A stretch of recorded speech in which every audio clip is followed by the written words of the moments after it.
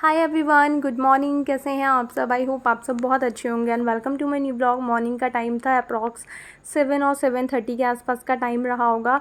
और आज था गोवा में डे 3 हमारा, और इशिता का आज लास्ट डे था। आज उनकी ट्रेन थी, तो हम आए थे बाहर इशिता को ड्रॉप करने के लिए। वैसे तो हम 4 बजे तक मॉर्निंग में साथ ही थे और 2-2.5 घंटे की हमने नींद ली थी, और उसके बाद फिर हम उठ गए थे क्योंकि इशिता की जो ट्रेन थी वो बहुत अर्ली मॉर्निंग ही थी, मतलब जल्दी इनको पहुंचना था। तो इसलिए ऑटो आया हुआ था, और यहाँ पे जीजू हमें दिखा रहे थे कि सामने ना एक पिकॉक है।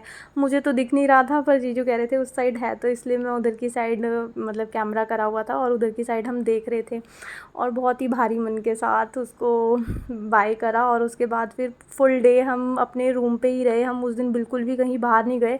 लेट नाइट थोड़ा सा हम मतलब रात के टाइम 8-9 बजे के आसपास कुछ खाने पीने के लिए गए थे। बाकी डे में हमने घर यहीं पे ही रूम पे ही अपना ऑर्डर कर लिया था, क्योंकि मेरी बर्निंग इतनी ज़्यादा बढ़ गई थी कि मैं बिल्कुल धूप में निकल नहीं पा रही थी। अभी हम गए थे ना जब कंडोलियम बीच, तो उस दिन मेरी हालत बहुत ख़राब थी। तो थोड़ा सा मतलब एसी में रह रही थी ना मैं, तो थोड़ी सी मेरे को रिलैक्सेशन मिल रही थी, तो इसलिए हम उस दिन कहीं भी बाहर नहीं गए।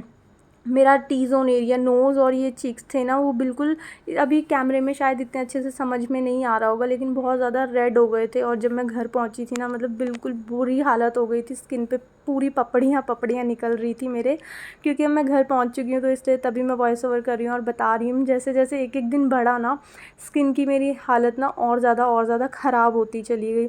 इसलिए जो मेरे गोवा व्लॉग्स थे वो बहुत डिले भी हो गए हैं, और मतलब बहुत ज़्यादा एकदम तकलीफ़ सी हो गई थी। वैसे तो लास्ट टाइम मैं पहले गोवा आई हुई हूँ, तो तब मेरे को ये सब प्रॉब्लम नहीं हुई थी। हल्की फुल्की टैनिंग तो मुझे ज़रूर हुई थी, बट इस टाइम बहुत ज़्यादा मेरे को बर्निंग हो गई थी। लास्ट टाइम टैनिंग हुई थी, इस बार बर्निंग हो गई थी। पूरी स्किन जो थी, विजिबल एरिया वो पूरा बर्न हो चुका था, और घर आकर के तो उसकी हालत और भी ज़्यादा ख़राब थी।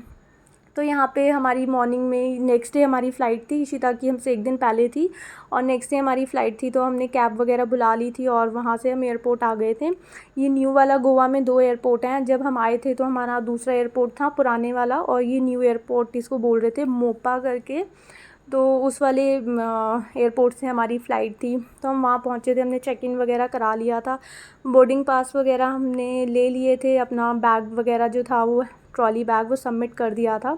और उसके बाद ये थी हमारी फ़्लाइट। ये हम बोर्डिंग करने के लिए जा रहे थे। ये जो पूरा एरिया, वो सामने जो फ़्लाइट है ना, उससे कनेक्ट हो रहा है, तो वहाँ हमें चल कर के जाना था। तो सब लोग धीरे धीरे जा रहे थे, और जब तक मैं एसी के अंदर रहती हूँ ना, मतलब उस टाइम पे थी तो मेरे को रिलैक्सेशन थी, बट जैसे ही मैं एसी से बाहर जा रही थी ना, मेरे को स्किन में इतनी तेज़ इरिटेशन हो रही थी ना, कि मतलब मैं बैठ भी नहीं पा रही थी। मेरा उतना तेज़ रोने चिल्लाने का मन कर रहा था।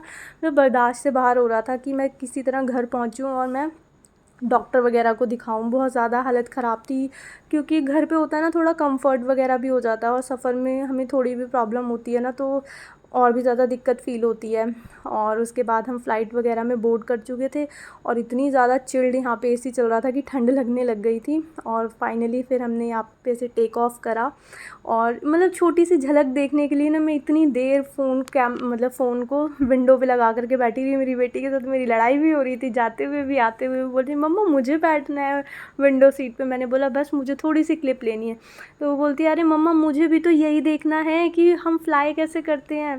तो बहुत अच्छा लगता है। तो मैंने कहा आपको मैं रिकॉर्ड कर लेती हूँ, तो आप भी देख लोगे बार बार, और मैं भी देखती रहूँगी। अभी आप थोड़ा सा देखोगे, आपको पता ही नहीं चलेगा, बट हम रिकॉर्ड कर लेंगे तो हम उसको बार बार देख पाएंगे। तो हमने टेक ऑफ़ करा, और देखते ही देखते हम बादलों के अंदर आ गए थे। मतलब डे की जो फ़्लाइट होती है ना, उसका मज़ा ही अलग होता है। जब हम गए थे तो हमारी नाइट की फ़्लाइट थी, तो उतना ज़्यादा पता नहीं चला सफ़र का, और मज़ा नहीं आता। डे की फ़्लाइट में बहुत मज़ा आता है, मतलब हम सब चीज़ें देख सकते हैं ना विंडो सीट से, तो इसलिए बहुत मज़ा आता है। और बातें करते करते हम यहाँ पे दिल्ली एयरपोर्ट भी पहुँच गए थे। आप देख सकते हो नीचे कितनी मतलब नीचे की साइड हम काफ़ी आ गए हैं, क्लाउड से नीचे आ गए हैं। तो जैसे ही हम लैंड करने वाले थे, तो तब मैं दोबारा से आ गई थी विंडो सीट पे। देख कर के लग रहा था शायद हम दिल्ली वगैरह पहुंच चुके हैं, क्योंकि काफ़ी नीचे आ गए थे। हम दिल्ली पहुंच चुके थे ऑब्वियसली। और देखते ही देखते हमने यहाँ पे लैंड कर लिया था। ये बस टेक ऑफ और लैंड करना जो होता है ना, इसी को देखने में बहुत मज़ा आता है मुझे। मतलब इसी चीज़ का ही मज़ा मेरे को प्लेन में आता है। और देखो यहाँ पे एयरपोर्ट पे कितने सारे इंडिगो की फ़्लाइट्स लगी हुई थी। देख के दूर से देखते हैं तो कितनी छोटी छोटी फ़्लाइट्स लगती हैं, लेकिन अंदर से बहुत बड़ी और बहुत स्पेशियस होती हैं। काफ़ी सारे लोग उसमें बैठ सकते हैं। और उसके बाद बाहर इतनी तेज़ गर्म हवा चल रही थी कि पूछो मत। यहाँ आए थे तो यहाँ पे तो गोवा से भी ज़्यादा टेम्परेचर हाई था। आई थिंक 40+ दिल्ली का टेम्परेचर इस टाइम पे चल रहा है और गर्मी से हालत यहाँ पे भी बहुत ख़राब हो चुकी है। शायद इसलिए मेरी स्किन और भी ज़्यादा प्रॉब्लम फेस कर रही हूँ मैं, क्योंकि वहाँ तो गर्मी से आए सोचा थोड़ी यहाँ राहत होएगी, बट यहाँ और भी ज़्यादा बुरा हाल हो रखा था।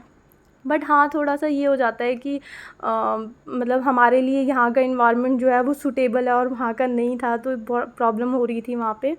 और यहाँ पे फिर हम अपने बैग वगैरह का वेट कर रहे थे आने का। बैगेज बेल्ट जो थी वो 10 पे बोला था उन्होंने कि 10 पे आएगा बैग, तो अभी तक आ ही नहीं रहा था। दिव्यांशी के साथ खेल रहे थे मनीष, और उसके बाद फिर हम यहाँ पे आ गए थे बर्गर किंग कुछ खाने के लिए, क्योंकि हमने कुछ खाया ही नहीं था वहाँ पे। तो हमने यहाँ पे ऑर्डर करा था cold coffee, chocolate shake, fries थे और बर्गर्स थे। तो हमने अपना मील वगैरह एंजॉय करा और उसके बाद हम घर पहुँच गए थे। और आज का व्लॉग मैं यहीं पे एंड करती हूँ। छोटू सा व्लॉग है। आई होप आपको ये व्लॉग अच्छा लगा होगा। अगर आपको ये व्लॉग अच्छा लगे तो इसको लाइक, शेयर एंड सब्सक्राइब ज़रूर करना। मिलेंगे एक न्यू वीडियो में। Till then take care friends, bye bye and so sorry for delay.